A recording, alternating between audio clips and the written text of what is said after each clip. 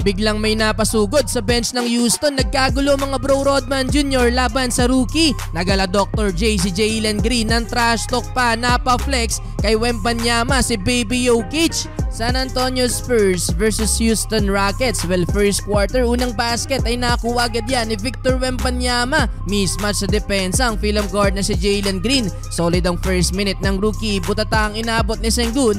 Natirahan pa ng step back 3-pointer. 9-3 start para sa San Antonio. Iisa pa sana ulit si Wemby sa poste mga bro laban kay Dillon Brooks. Pero maganda ang ipinakitang depensa ni Brooks at naagawan ng bola ang alien. Halfway mark nang inilabas si Wemby. Dito na nakabawi ang Houston. Jalen Green quick drive to the basket. Kumana ng 13-4 run ang Houston at nakuha na din nila ang lead. 7 points for Jalen Green. Alley-oop dunk mula sa pasa ni Van Vliet. Pasigaw-sigaw pa ang film guard mga bro. 26-21 end of first quarter. Second quarter balik court si Wembanyama. Kanya ulit galing yung first 2 points ng San Antonio. Nasundan din niya ng second block shot ng rookie. Eto rookie naman ng Rockets. Pumakita ng one-handed putback dunk pero sumagot dyan ng back-to-back 3 points ang Spurs. Walang hesitation sa tira ni Wemby. Jalen Green hindi natakot sa laki ni Wembanyama. Sinausaw pa ang layup mga bro. Sunod-sunod ang basket ng film guard at nagtala ng 8 points sa second quarter.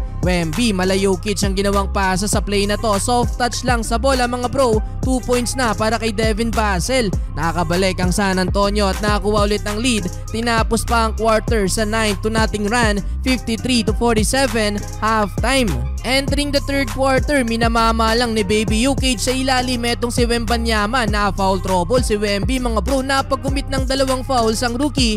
May 20-point double-double na rin si Sengun. Naka-attack mode pa si Jalen Green. Pinagbuhol ang depensa ng kalaban. Halfway mark ng quarter, bigla na lang may napakaripas ng takbo sa bench ng Rockets. Yun pala nagkabigayan na itong si Sohan at rookie na si Amen Thompson. Naawat din naman agad at hindi na umabot sa malaking gulo mga bro. Na-frustrate kasi sa isang play etong si Sohan at napated ang paan ng rookie. Dahilan para hindi naman magustuhan yun ni Thompson at dun na nga nagsimula ang tulakan mga bro. Flagrant foul, penalty 1 ang ipinataw sa player ng Spurs. Nangasar pa itong si Sohan mga bro. Pinabaunan ng key si Thompson. After ng gulo na yan mga bro, Jalen Green napakatindi ng ginawang deep si do layup ala Dr. J Julius Erving. Hype na si Jalen Green dahil kontrolado na din ng Rockets ang kalamangan. Napaflex na din si Sengun matapos ang end 1 basket na to para sa kanyang 30 points. Umabot sa 10 points ang biggest lead ng Houston pero 7 straight points ang nagawa ng Spurs sa dulo. 80-77 end of third quarter.